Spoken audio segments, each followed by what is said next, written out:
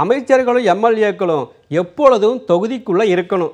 அடிக்கடி அரசு விழாக்கள் நடத்தணும். மக்களோட மக்களாக குறைகளை கேளுங்கன்னு ஆளுங்கட்சி தரப்பில் சொல்ல எல்லா தொகுதியிலுமே கரவேட்டைகள் நடமாட்டம் அதிகமாக இருக்குதுங்களா. இன்னொரு பக்கம் தலைவா, சொந்த தொகுதியில அடிக்கடி குறைகள் கேட்டு நலத்திட்டம் வழங்கும் மு.க. ஸ்டாலின் போல எல்லா எம்எல்ஏக்களும் குறை தீர்ப்பு கூட்டம் நடத்துங்க, கோரிக்கையை முன் வச்சு போராட்டம் செய்யணும்னா தயங்காம செய்யுங்கன்னு எதிர்கட்சி தரப்புலையும் தொகுதிக்குள்ள இறக்கி விட்டுருக்காங்களா. நண்பா, எந்த நேரம் தேர்தல் வந்தாலும் சந்திக்க தயாராக இருக்கணும்னு மாவட்ட செயலாளர் கூட்டத்தில் மூத்த தலைவர்கள் சொன்னதால தேர்தல் வந்தா சீட்டு வாங்கிடணும்னு முக்கிய நிர்வாகிகள் பலரும் அறிவாலயத்தை சுத்தி வர ஆரம்பிச்சுட்டாங்களாம். கூட்டணி கணக்கு பத்தியும் பேச்சு நடக்குதான். திமுக தலைமையில ஒரு மகா கூட்டணி அமைச்சாதான் ஆளுங்கட்சியை சமாளிச்சு தேர்தலை சந்திக்க முடியும்னு நினைக்கிறாங்களாம்.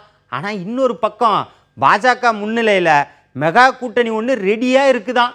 இதுக்கு இடையில சட்டமன்ற தேர்தலும் பாராளுமன்ற தேர்தலும் ஒன்னாத்தான் வரும் பொறுங்க அப்படின்னு அரசியல் பேச்சும் வருதான்.